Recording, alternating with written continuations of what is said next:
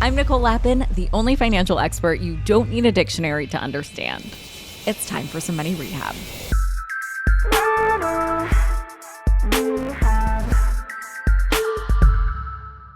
All right, money rehabbers, let's talk about macroeconomics.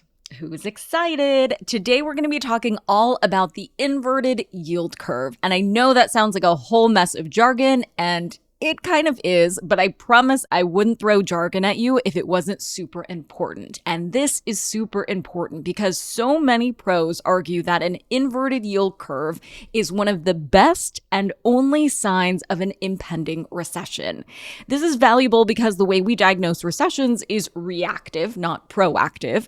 For example, the classic definition is that a recession is any period where the inflation-adjusted gross domestic product, or GDP, declines for 2 quarters. And since you don't get GDP numbers until after those 2 quarters, it can be more than 6 months until you know you're in a recession. So not that helpful. Economists use a more complex definition describing a recession as a period of economic contraction. The GDP shrinks, but so do incomes, retail sales, and manufacturing. The only thing that grows, unfortunately, is unemployment. While you can make that judgment call a little quicker than waiting 2 quarters for the official GDP numbers, it's still not instant. So the takeaway from all of this is that there isn't some red warning light that flashes on the desks of economists everywhere to alert them when a recession starts. Rather, it's something that happens somewhat gradually and can sort of sneak up on you. But there is a warning signal, and that warning signal has been flashing for a while now. That signal is called the inverted yield curve.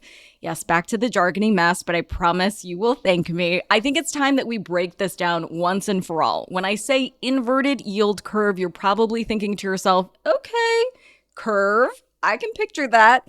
Inverted, that makes me think of something going upside down. Yeah, if you can picture that, you're on the right track. When we talk about an inverse curve, we mean that whatever we're measuring is sloping downward or decreasing instead of curving upward or growing. In the case of inverted yield curves, we're measuring the difference between long and short-term treasury yields. So let's step back for any money rehabbers or anyone who needs a refresher. The government sells treasuries, bonds, notes, and bills. Treasuries are different types of debt with different names depending on how long they last.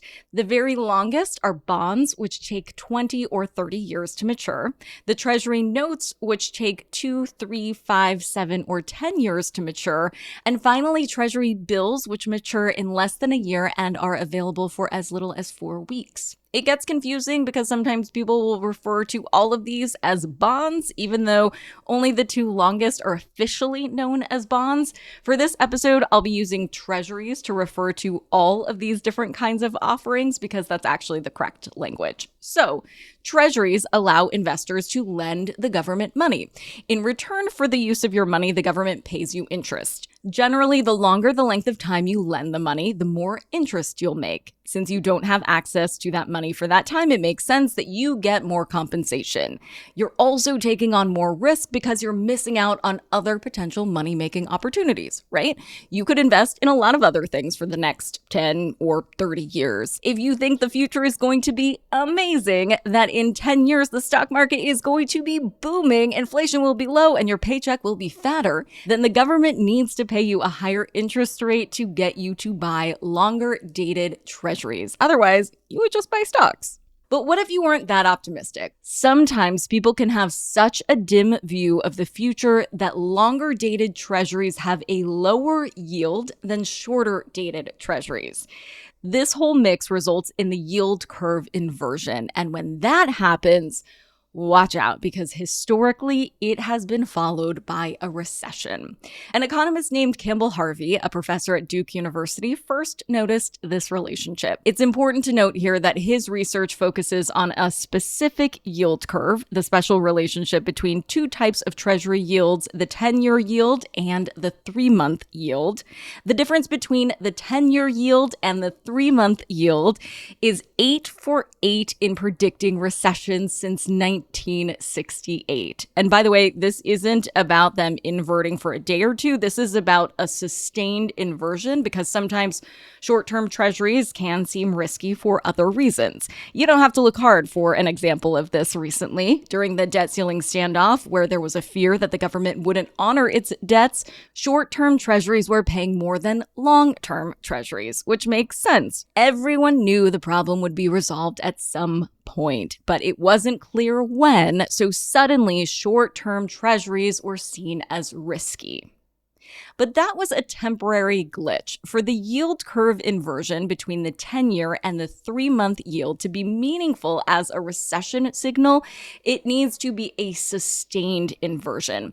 In other words, it needs to last for at least a quarter. That is the situation we find ourselves in now. And then some. The yield curve has been inverted since October of 2022. But we aren't technically in a recession. So what gives? That's the question, and no one quite knows the answer to it. One possibility is that the yield curve is a warning signal and not the starting bell. Like the recession is out there, but it hasn't hit us yet. But Campbell Harvey, the guy who discovered the yield curve inversion situation, for a while he's had a different theory. He thought that there was a possibility that maybe, just maybe, this time, the 9th time, would be a false alarm. Okay, and why did he think that? He had a couple of reasons. Right now, the labor market is stronger than it's been during other inversions. Dr. Harvey also believes that debt is less risky than it has been, but he also believed that the widespread popularity of the yield curve inversion as a recession indicator has altered its impact. If everyone knows the inversion of the 10-year and the 3-month yields result in a recession, then businesses can change their investment strategies before the recession strikes and ultimately prevent one. But Dr. Harvey has been warning for months that the Fed needs to stop raising rates, which they have not done. In his more recent appearances, he said that he is no longer optimistic about the future, and he no longer thinks this inverted yield curve is a false alarm. He thinks there's a real chance that the Fed has overshot the mark and is going to push us into a recession.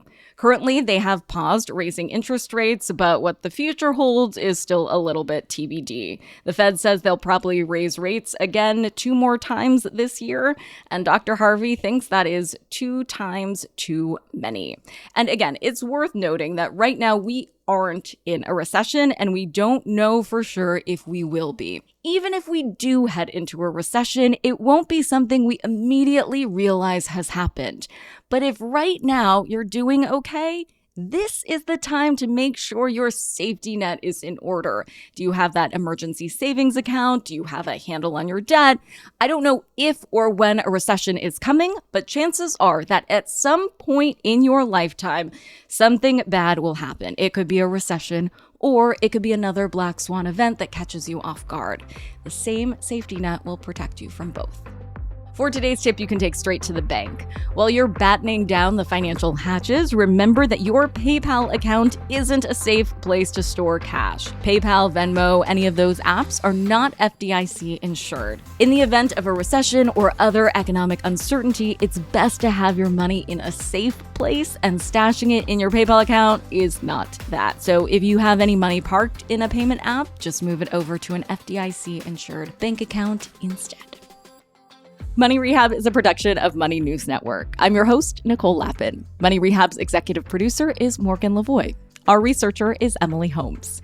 Do you need some money rehab? And let's be honest, we all do. So email us your money questions, moneyrehab@moneynewsnetwork.com, to potentially have your questions answered on the show, or even have a one-on-one intervention with me. And follow us on Instagram @moneynews and TikTok @moneynewsnetwork for exclusive video content. And lastly, thank you. No, seriously, thank you. Thank you for listening and for investing in yourself, which is the most important investment you can make.